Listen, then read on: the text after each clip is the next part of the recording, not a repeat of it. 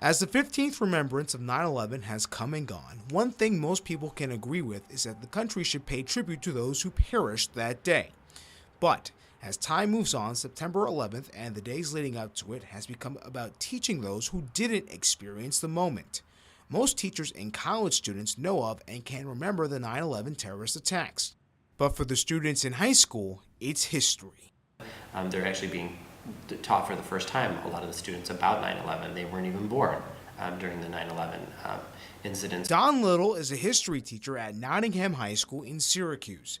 The challenge for this 23-year teaching veteran is to make 9/11 as real to his students as it was to him on that day. I tried to give them the personal experience of what it was like for me that day here at Nottingham. A person who lived in my freshman dorm was a New York City firefighter, and he died that day. And so every year I make sure to mention his name and talk about him. For his kids to get an idea of what it was like to experience 9/11, Mr. Little assigns his kids to go and interview a loved one who experienced the events live.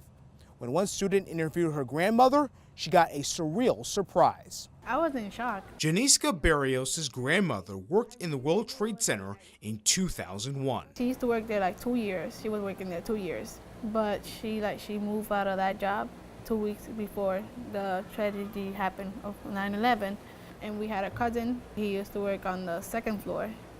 And since that day, we don't know nothing about him.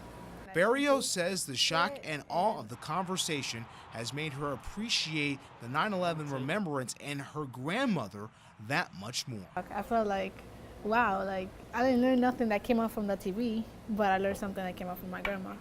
Try getting that lesson from a textbook.